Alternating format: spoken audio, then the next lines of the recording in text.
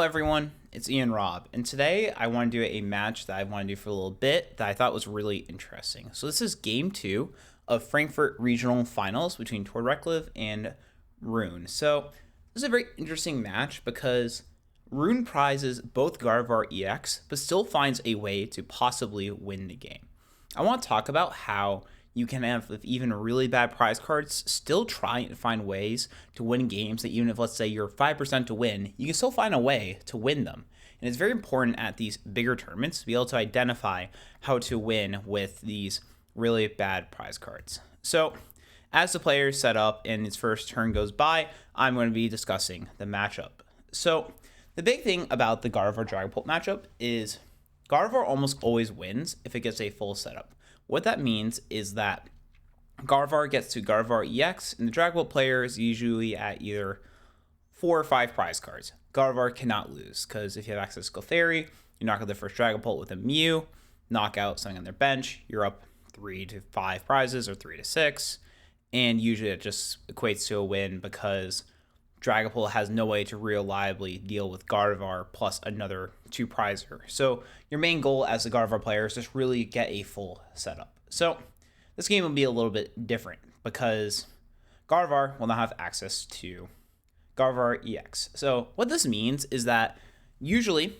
in a situation is that when you prize both copies of your main card, like your deck functions, your main goal is trying to take a prize card. There's multiple ways of doing that against Dragapult. Number one, the most easiest, attacking with Clefairy. Attacking with Clefairy just gets a prize card almost every single time. So if you're able to do that, you'll have a shot at getting a prize card. The second way is baiting out a Dusclops or Dusknoir. If you're able to create a board where, let's say your opponent, like Retord here, uses Dusclops, knocks out maybe a Curlia and a Curlia, you still have Ralts in play. If you find Gardevoir off the prize, you'll have a great shot of winning because it is a 33% chance you get Gardevoir off your first prize. And usually when you're in bad spots like this, what you really need to be doing is thinking best case scenarios. Like you can't just be saying, okay, most of the time I will just lose because my opponent will do what they need to do to punish my both Gardevoirs being prized. So here you need to really think like, what does Tord have to miss?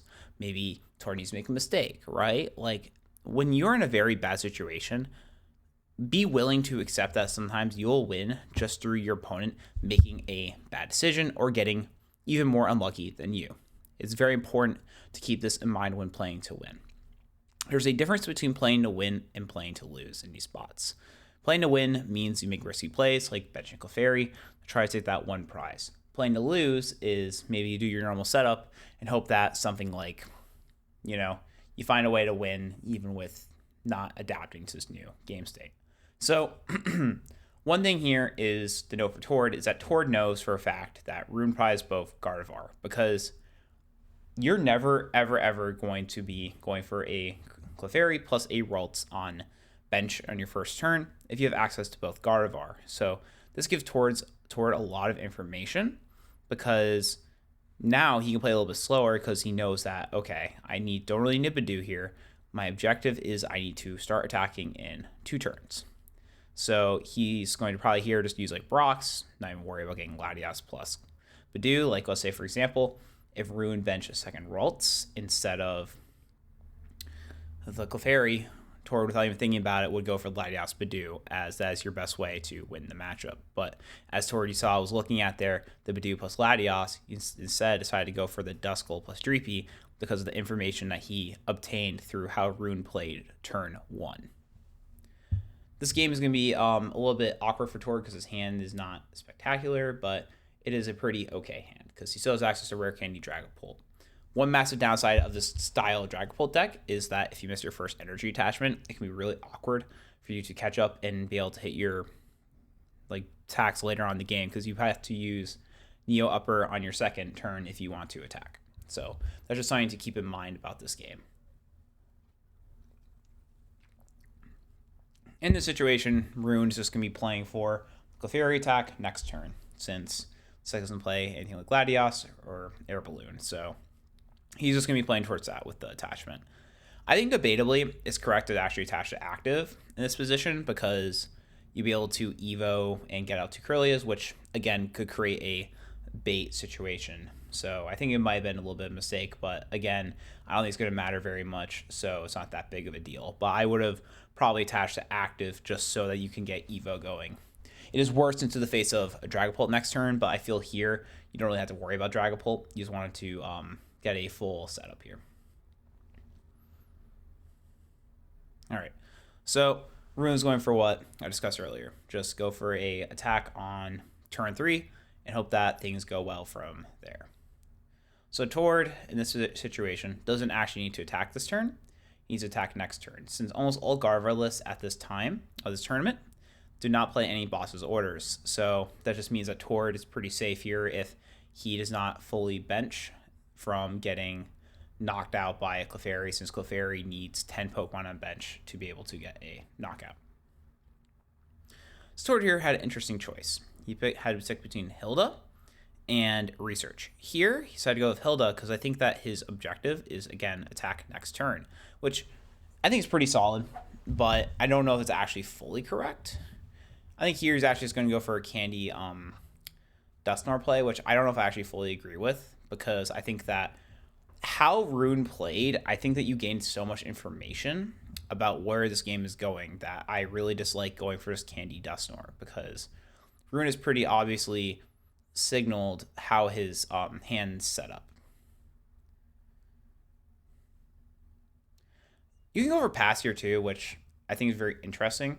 I think Pass is better than Knockout here, but I still think that Dracloak would have been a little bit better just due to unique setup in this situation, because while yes, like Rune isn't doing anything, you're still under a lot of pressure actually, because now Rune's able to attack you here for 200 with Clefairy. That just means that Monkey will clean up the damage eventually for a knockout, so he will have access to Gardevoir EX if he gets one off the prize, which is not really something Tord wants, so Sport stays a little bit awkward. So he decides to go for 30, which I think is pretty solid. I think it's about the same play. I think it's a little bit better. They go for 200. I do like how Rune has set himself up to be able to go for this knockout the next turn, which leaves him a little more safe to a Dragapult play. I think he's basically accepted that, like, hey, if I do this, it means that Tord can no longer go Dusknoir, knockout, and if I don't hit exactly Clefairy, or excuse me, not Clefairy, he had hit exactly Gardevoir if he knocked out Clefairy's turn to have a chance. So I think this is fine. All right, so this is an interesting situation here where Tord had the option of either keeping that bench spot open or getting that Duskull. I think I would have kept that bench spot open because I don't know if I would really want to go for the Dusknoir here. I think keeping Dusknoir in play is pretty powerful because I think that it just means that excuse me, it allows you to have a better explosive turn later. I would have went attached to Dracloak or Dreepy previously and then went for the other play, but I think this is totally fine also. So this is a very awkward situation for Tord, because the issue is that even if he goes for like a knockout here on Clefairy, he is setting himself up for a possible best situation. It's a very interesting decision that Tord decided to go for here, which is just Pass. I'm not a big fan of this. I think that Tord's game plan here is to go for clearing the Kirlia plus Ralts, plus also Clefairy possibly next turn, because if he has access to 2 Dusknoirs plus Hawlucha, he can do that. Just go Dusknoir and Clefairy, Dusknoir Kirlia, and then Hawlucha to Ralts and clean them all up. But the only thing is that this is really weak into the face of another Bravery Charm. So I think that here Tord really need to put pressure on, because this situation actually gives Rune a real chance of now coming back, because Tord has no real good way to get a multi-prize turn the next 2 turns, because now it's equal exchanges on prizes, which favors Rune, because Rune's just trying to get Gardevoir EX from its prizes, and I think that Tord is giving him way too many opportunities here to find Gardevoir, and he doesn't actually even need Gardevoir here if Tord decides to not use his Dusknoir. Let's see, so here Tord is a very interesting situation.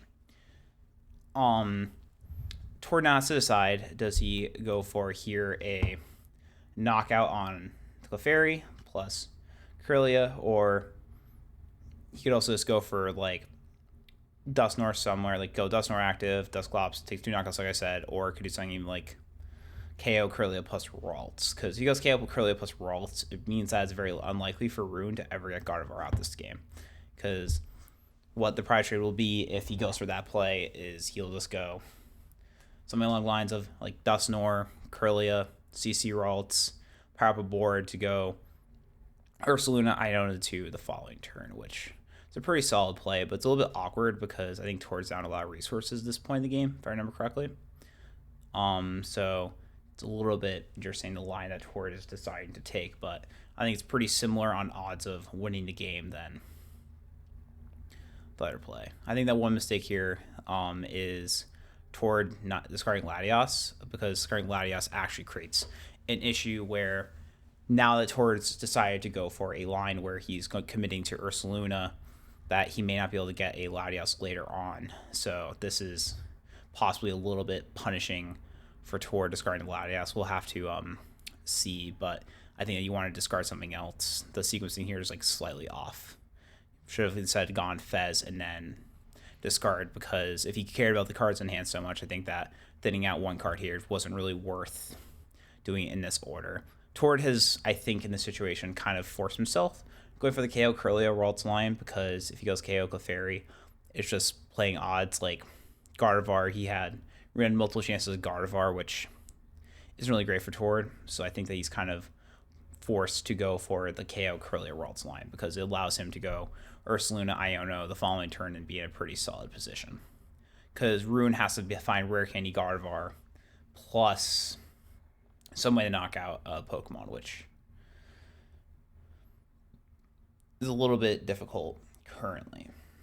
So yeah, so Tord here is just going for thinning out the deck. I think he's going to go for the Ursaluna line that I spoke about, because if he goes for Clefairy, it's just, again, allowing for a little bit of luck here of Rune has 2 shots at finding 1 of 2 Gardevoir, so I think it's a little too high of odds, while the Ursaluna line minimizes the percentage that Rune has to win here.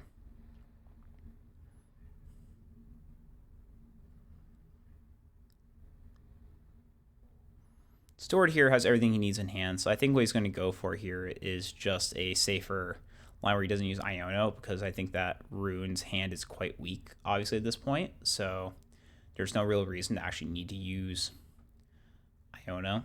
And if I think he does it too, I think it's totally fine, because Tord really needs that Ursaluna in hand. It's very important to find. Okay. A little bit interesting that Tord decided to evolve in the Dragapult here. I think that the theory is that it's going to be quite difficult for him to find it later, and you also guarantee that he has attachment here, then use it the following turn. So I think that his line he's thinking of is going Dusknoir, the Clefairy, knock out a Ralts plus Hawlucha. And that should just get him the win at this point. Also, one thing to always remember against Gardevoir or Monkey decks is that with Dragapult, you can do extra damage to knock out a Pokemon with Phantom Dive. So if you ever need to do that, you can make a play like Tord just did, which is placing all 6 on a Pokemon with 5 on it, so that Monkey Dory cannot do anything to you. This is sometimes actually helpful. Like, you kind of want to keep damage in play if you're a deck that does not have access to, or excuse me, if you're a deck that has Monkey Dory in it, because then you can just move it back. But Tord does not play Monkey Dory, so it does not make much sense for him to give Rune any amount of, quote, free damage. I believe Rune is deciding between Iono and Research here, and the big reason why he's thinking that much is there was a copy of Rare Candy in there, and Rune has basically realized that he needs access set the following turn to have a chance of winning.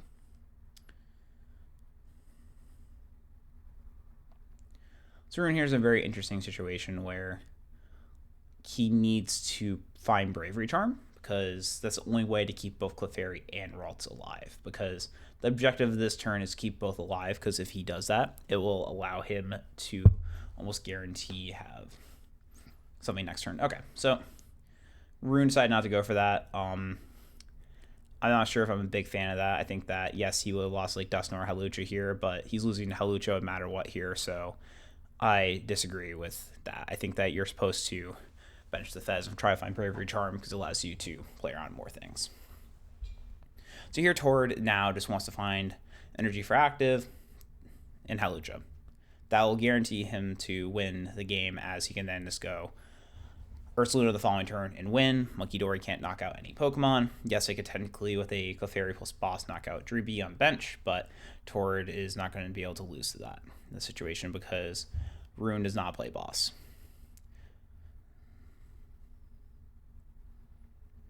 So Tord here, I think, is deciding if he wants to use Dusknoir before Iono. This situation, basically, we get to decide about Dusknoir before or after is... You gotta think to yourself, is there ever a world where I'm not using Dusknoir on Clefairy? And here, I actually think the answer is yes. There is actually pretty reasonable odds Tord does not want to use Dusknoir here, because if he misses on the copy of Hawlucha, he just wants to try to use Ursaluna. So I think you're supposed to hold on to Dusknoir here, but it's just a little bit of like a more smaller thing.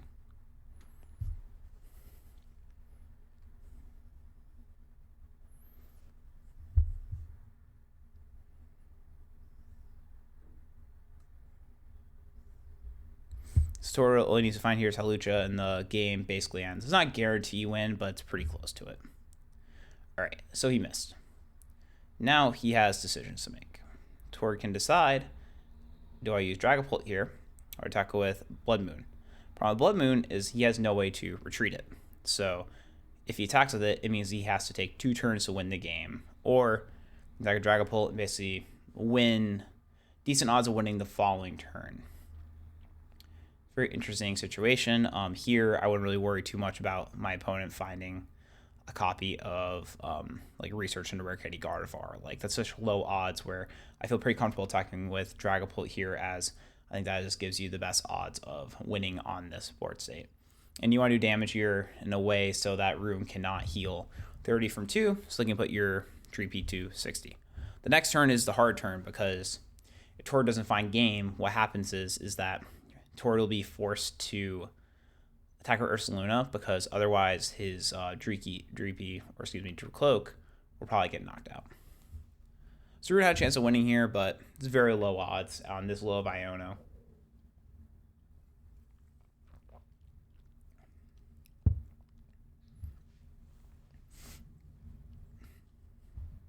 So Rune decided not to get Ralts here.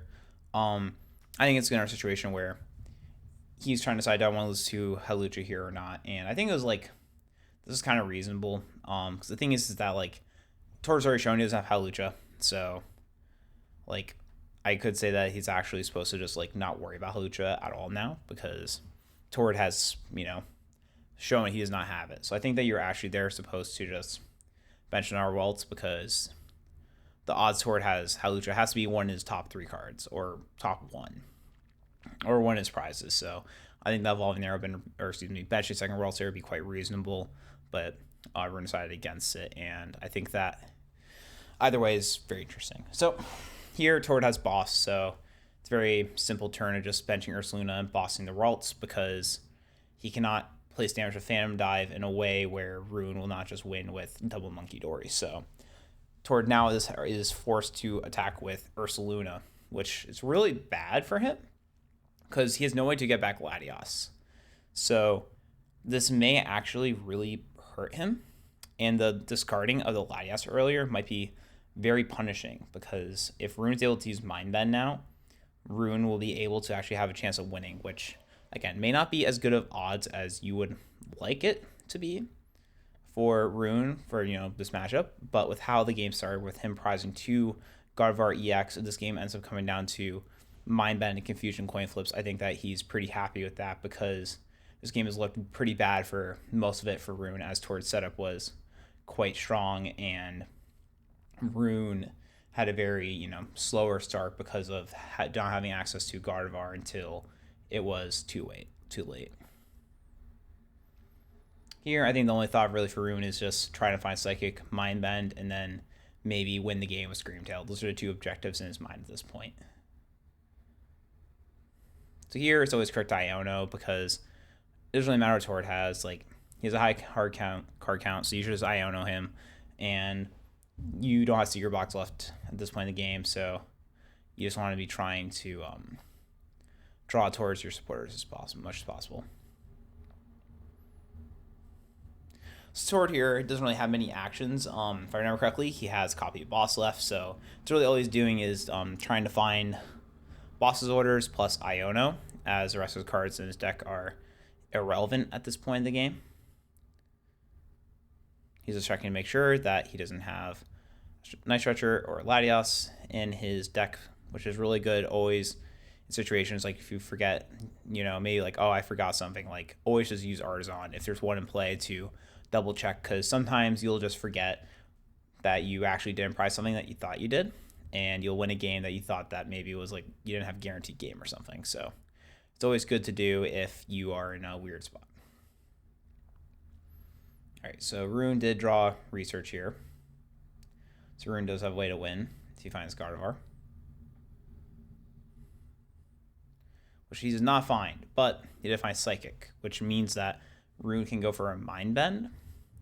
And if Tord flips tails twice, Rune gets a chance of winning.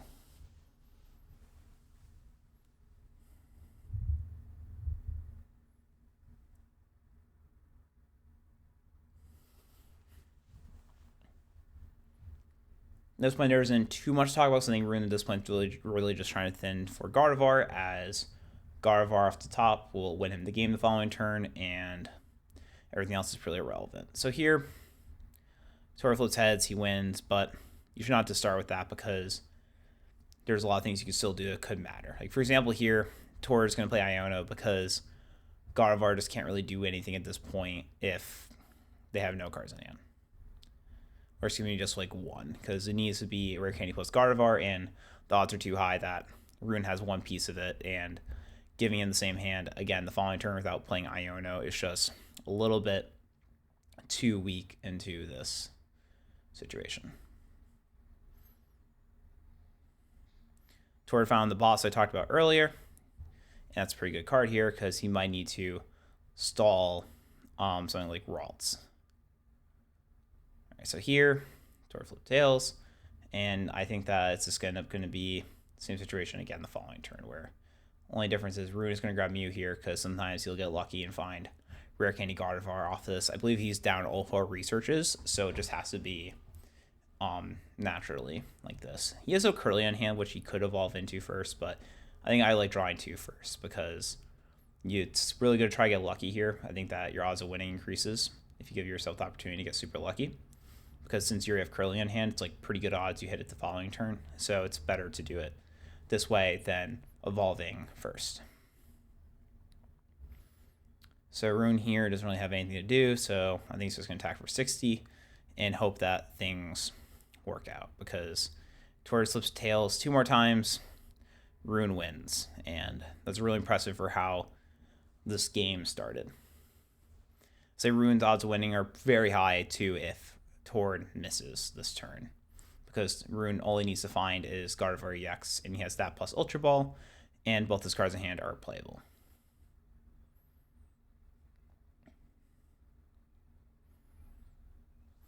All right, so that game was a really interesting one where Rune had a really good chance of winning and ended up coming down to that coin flip, in my opinion, because if Tord flips tails, I think Rune's odds of winning skyrocket. So the biggest lesson from this game is always keep in mind trying how to win even in really bad situations. Rune was able to navigate that game quite well by being able to realize that he has to go for a quick Clefairy and then hope that he gets a little bit lucky. And because of how Tord's deck / draw lined up, Rune actually had a really good chance of winning the game. That's all I have for today. If you guys want to check out more of my content, I have a lot of other videos here on YouTube. I also have a Substack community where I post weekly videos, and we have a subscriber chat where we talk over there. Along with that, I have Metafy classes, coaching, and guides all over on Metafy. And if you have any questions, feel free to ask me here, X, or Metafy. Until next time, Ian out. Peace.